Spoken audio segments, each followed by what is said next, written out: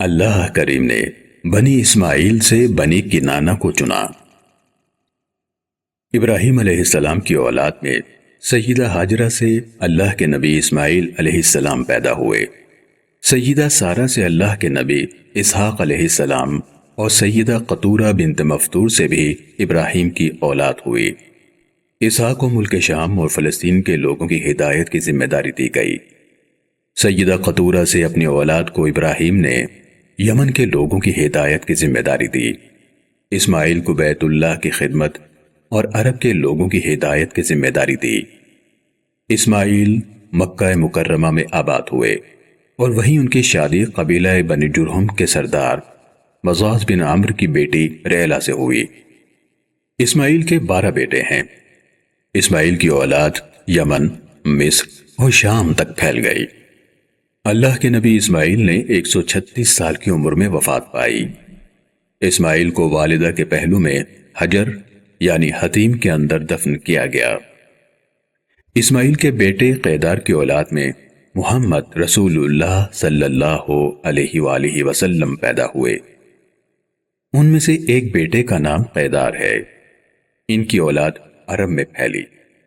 قیدار کی اولاد میں عدنان پیدا ہوئے۔ عدنان رسول اللہ صلی اللہ علیہ وآلہ وسلم سے 21 پشت پہلے پیدا ہوئے۔ رسول اللہ سے 14 پشت پہلے کنانہ پیدا ہوئے۔ 11 پشت پہلے فہر بن مالک پیدا ہوئے۔ رسول اللہ کے پردادا کا نام ہاشم ہے۔ رسول اللہ کا خاندان عدنان کی وجہ سے عدنانی، کنانہ کی وجہ سے کنانی اور فہر بن مالک کی وجہ سے جن کا لقب قریش ہے قریشی کہلاتا ہے۔ رسول اللہ کے پردادا ہاشم کی وجہ سے یہ خاندان ہاشمی کہلاتا ہے۔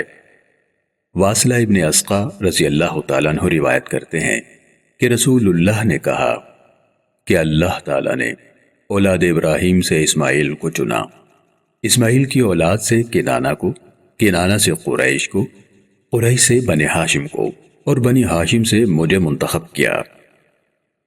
رسول اللہ کا شجرہ نسب والد کی طرف سے یوں ہے: محمد بن عبداللہ بن عبد المطلب بن ہاشم بن عبد مناف بن قصی بن کلاب بن مرہ بن کعب بن لوئی بن غالب بن فہر بن مالک بن نضر بن کنانہ بن خزیمہ بن مدرکہ بن الیاس بن مزر بن نزار بن معد اور بن عدنان۔ جبکہ والدہ کی طرف سے رسول اللہ کا شجرہ نسب یہ ہے: محمد بن آمنہ بنت وہب بن عبد مناف بن زہرہ بن کلاب بن مرہ۔ کلاب بن مرہ پر رسول اللہ کے والد عبداللہ اور رسول اللہ کی والدہ بی بی آمنہ کا شجرہ نسب ایک ہی ہو جاتا ہے۔ رسول اللہ کی 21ویں پشت تک شجرہ نسب پر تاریخ دانوں کا اتفاق ہے۔ اس سے پہلے کے ناموں پر اختلاف پایا جاتا ہے۔ رسول اللہ جب اپنا نسب نامہ بیان کرتے تو عدنان تک ہی ذکر کرتے۔ اسی احترام میں رسول اللہ کا شجرہ نسب یہاں عدنان تک بیان کیا گیا ہے۔ رسول اللہ کی ایک اور حدیث یوں ہے، فرمایا: میرے تمام نسبی آبا و اجداد یعنی باپ دادا توحید پر اور پاک تھے۔ رسول اللہ کے خاندان نے قدیم ترین دین توحید کی روایات وراثت میں پائیں۔ اس خاندان میں بابل، مصر اور عرب کی مختلف نسلوں کا خون شامل ہے۔ اس بات نے رسول اللہ کے خاندان کو بہت سی عصبیتوں سے بچائے رکھا۔ رسول اللہ کے قریبی رشتہ داروں میں یونانی بھی ہیں۔ رسول اللہ کی پھوپھی کی بیٹی حمنہ بنت جہش کے شوہر موسیٰ بن عمیر یونانی ہے۔ رسول اللہ کا خاندان شرافت اور نسب میں نہایت اعلیٰ ہے۔ یہی وجہ ہے کہ تمام تر دشمنی اور مخالفت کے باوجود کسی نے رسول اللہ کے باپ دادا اور خاندان کے بارے میں لب کشائی کی جرت نہ کی۔ اس بات کی گواہی ابو سفیان بن حرب نے شہنشاہ روم ہرقل کے دربار میں دی۔ ہرقل کے سوال کے جواب میں ابو سفیان نے کہا: محمد بن عبداللہ ایک عالی خاندان سے ہے۔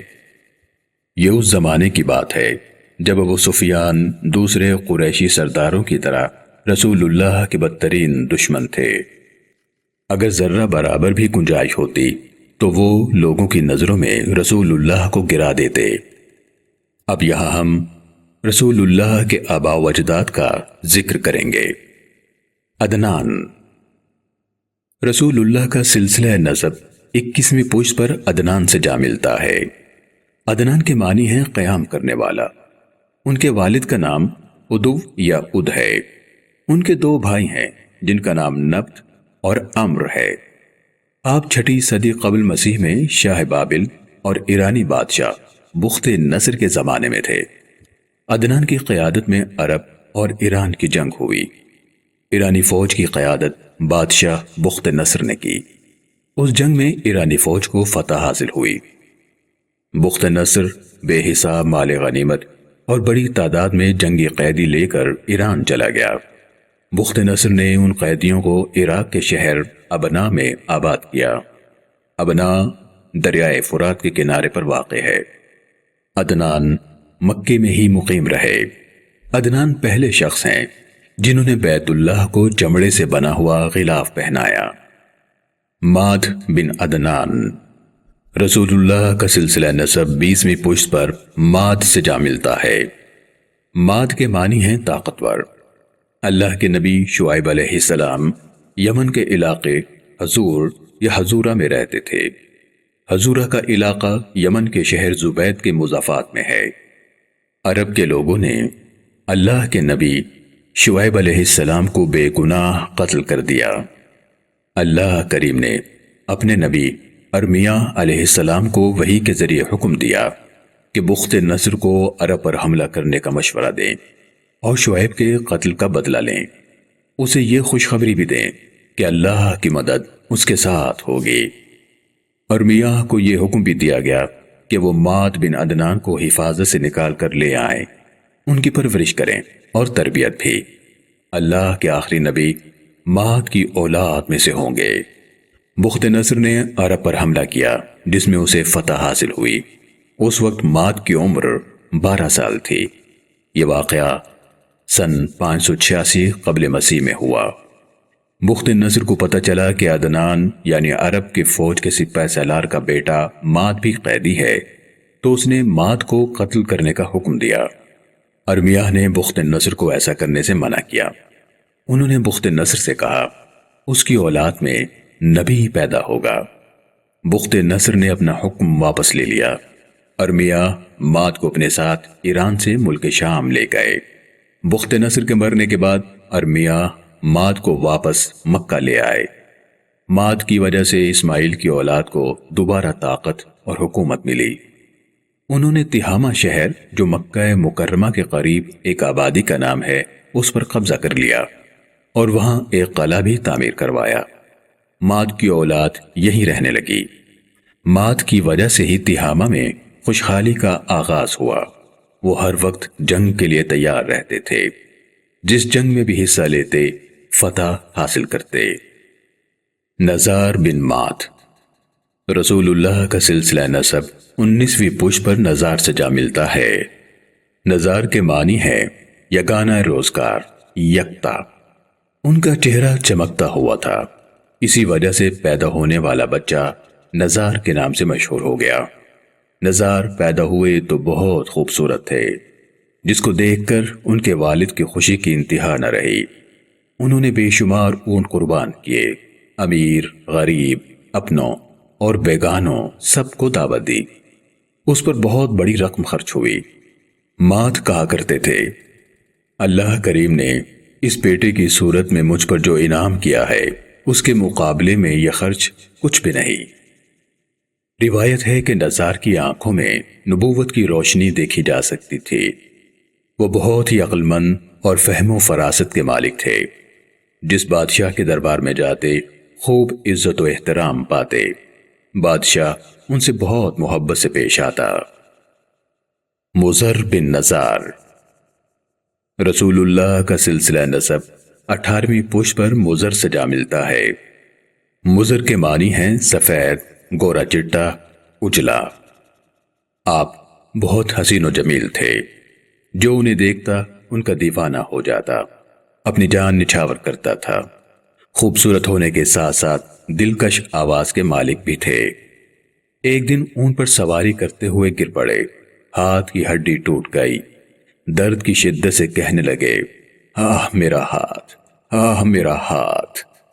خوبصورت اور دلکش آواز سن کر بہت سے اونٹ ان کے گرد جمع ہو گئے۔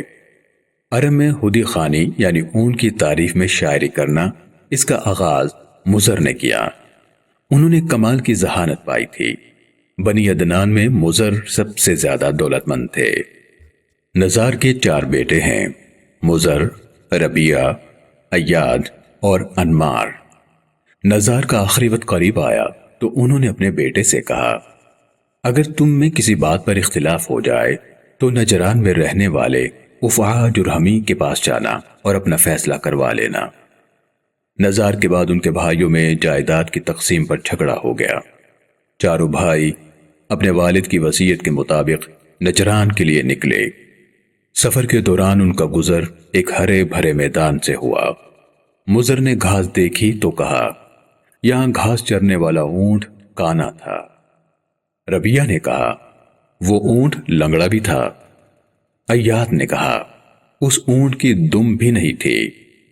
انمار نے کہا، وہ اونٹ اپنے مالک سے بھاگ کر یہاں آیا تھا۔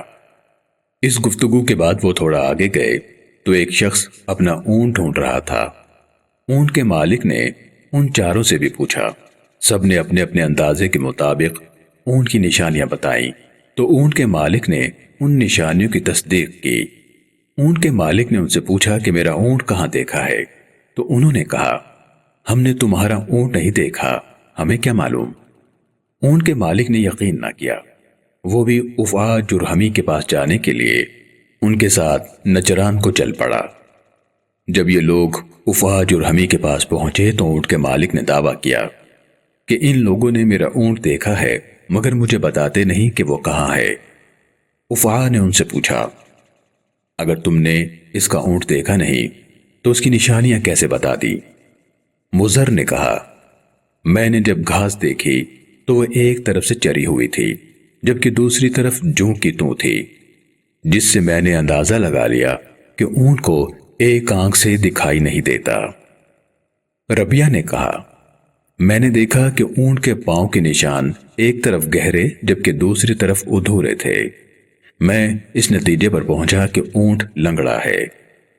ایاد نے کہا، میں نے اونٹ کی مینگنیاں صحیح سالم دیکھی، ٹوٹی ہوئی نہ دیکھیں، اس کا مطلب ہے کہ اونٹ کی دم نہیں تھی۔ انمار نے کہا، میں نے دیکھا کہ میدان سرسبز ہے اور کھلا بھی، کوئی روکنے ٹوکنے والا نہیں، تو پھر اونٹ نے تھوڑے سے حصے سے گھاس کیوں کھائی؟ وہ اسے ادھورا چھوڑ کر بھاگ گیا، اسے فکر ہوئی کہ پکڑا نہ جاؤں۔ افعا جرہمی نے یہ باتیں سن کر اونٹ کے مالک سے کہا، جاؤ بھائی، انہوں نے تمہارا اونٹ نہیں دیکھا۔ اس کے بعد افعا جرہمی نے ان سے پوچھا، تم لوگ کون ہو اور میرے پاس کیوں آئے ہو؟ انہوں نے بتایا کہ ہم نزار بن مات کے بیٹے ہیں اور آپ کے پاس جھگڑے کا فیصلہ لینے آئے ہیں۔ افعا جرہمی نے حیرت سے کہا، اتنی عقل اور دانائی کے باوجود مجھ سے فیصلہ لینا بہت تعجب کی بات ہے۔ افعا جرہمی نے ان کی پرتکلف دعوت کی۔ رات میں انگور کا مشروب پیش کیا گیا، کھانے میں بکری کا گوشت بنایا گیا۔ افعا نے بہت ہی اہتمام سے ان کی خدمت کی۔ کھانا کھانے کے بعد مضر نے کہا، میں نے ایسا مشروب زندگی بھر نہیں پیا، کاش انگور کی بیل جس سے یہ مشروب بنا کسی قبر پر نہ اگی ہوتی۔ ربیہ نے کہا، ایسا لذیذ گوشت میں نے کبھی نہیں کھایا، کیا ہی اچھا ہوتا اگر یہ بکری کسی کتیا کے دودھ پر نہ پلی ہوتی۔ ایاد نے کہا، میں نے ایسا میزبان نہیں دیکھا، کاش اس کا باپ کوئی غیر نہ ہوتا۔ انمار نے کہا، میں نے ایسی گفتگو پہلے نہیں سنی جو ہمارے لیے اس قدر فائدہ مند ہو۔ افعا جرہمی یہ باتیں سن کر حیران رہ گیا۔ اس نے مشروب بنانے والے کو بلایا اور پوچھا کہ انگور کہاں سے لیے تھے۔ مشروب بنانے والے نے کہا، میں نے انگور کی بیل تمہارے والد کی قبر پر اگائی تھی تاکہ سبزہ رہے۔ جب یہ بیل بڑھتی رہی تو اس پر انگور آ گئے، میں نے وہیں سے انگور لے کر مشروب بنایا ہے۔ اب اوفا جرہمی کی حیرت بڑھ گئی۔ چرواہا بلایا گیا اور پوچھا گیا تو چرواہا بولا، جب یہ بکری پیدا ہوئی تو اس کی ماں مر گئی تھی، میں نے اس چھوٹی بکری کو کتیا کا دودھ پلانا شروع کر دیا۔ اب اوفا جرہمی کی حیرت بہت زیادہ تھی۔ وہ پریشانی میں اپنی ماں کے پاس گیا اور پوچھا، میرا والد کون ہے؟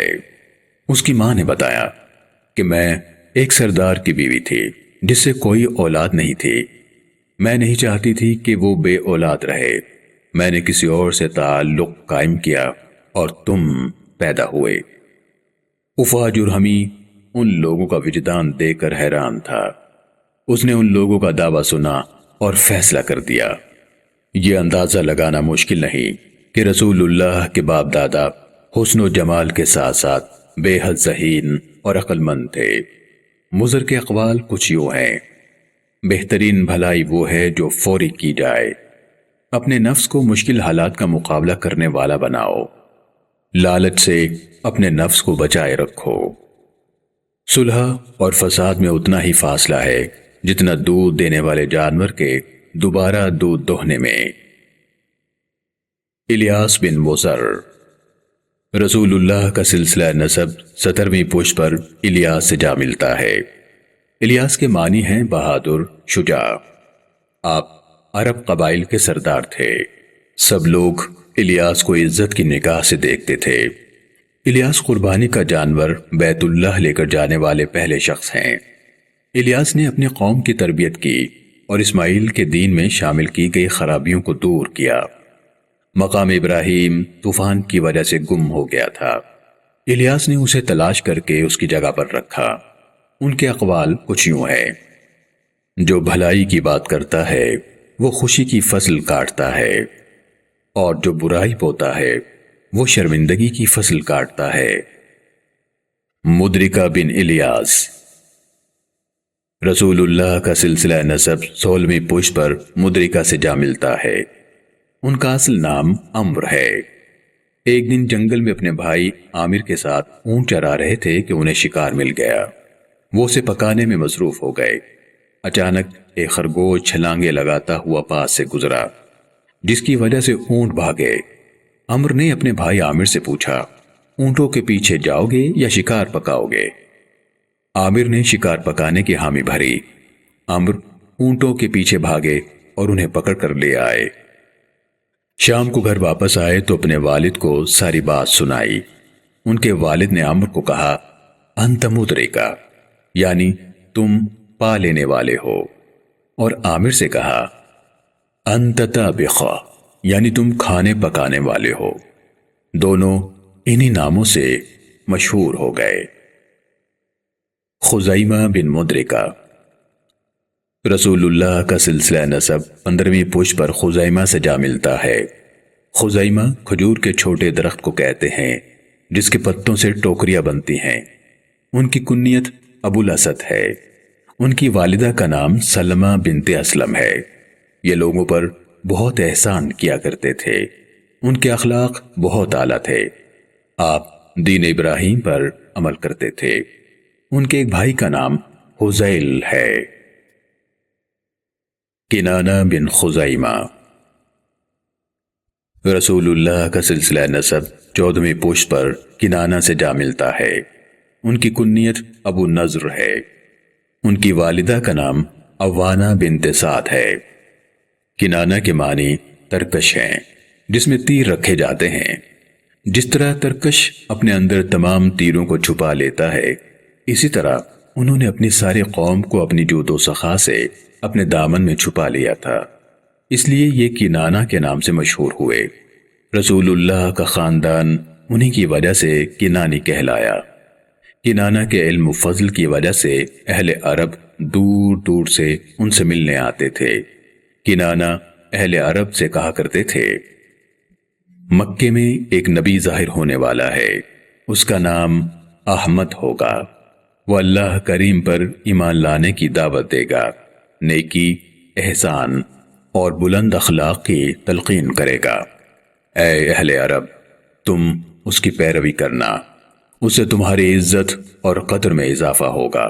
ایک روز کنانہ حتیم یعنی بیت اللہ کا وہ حصہ جس پر چھت نہیں اور سفید رنگ کی نیم بیضوی دیوار ہے، وہاں سو رہے تھے کہ انہوں نے خواب دیکھا۔ انہیں خواب میں کہا گیا، ان 4 چیزوں میں سے ایک کو چن لو، گھوڑے، اونٹ، تعمیرات اور دائمی عزت۔ کنانہ نے عرض کیا، اے میرے رب، مجھے یہ ساری نعمتیں عطا فرما۔ اللہ کریم نے ان کی دعا کے صدقے یہ ساری نعمتیں انہیں عطا فرمائی۔ نضر بن کنانہ۔ رسول اللہ کا سلسلہ نسب 13ویں پشت پر نضر سے جا ملتا ہے۔ نضر کا مطلب ہے تابناک اور تر و تازہ۔ ان کا نام قیس ہے۔ ان کی والدہ کا نام برہ بنت مر بن ادھ بن طابخہ ہے۔ روشن چہرہ اور حسن و جمال کی وجہ سے نضر کے لقب سے مشہور ہوئے۔ مالک بن نضر۔ رسول اللہ کا سلسلہ نسب 12ویں پشت پر مالک سے جا ملتا ہے۔ آپ کی کنیت ابو حارث ہے۔ آپ کی والدہ کا نام عاتکہ اور لقب اکرشہ ہے۔ مالک کا ایک قول مشہور ہے کہ خوبصورت چہرے عیبوں کو چھپا لیتے ہیں، جب ان کے عیب ظاہر ہو جائیں تو پھر ان کی صورت پر نہ جاؤ۔ بہت سی صورتیں حقیقت حال سے بالکل الٹ ہوتی ہیں۔ وہ اپنی خوبصورتی کی وجہ سے دھوکہ دیتی ہیں اور ان کی برائیاں چھپ جاتی ہیں۔ ظاہری صورتوں سے بچو اور حقائق تلاش کرو۔ ہر معاملے کے انجام کے پیچھے نہ پڑو، ورنہ گناہ میں مبتلا ہو جاؤ گے۔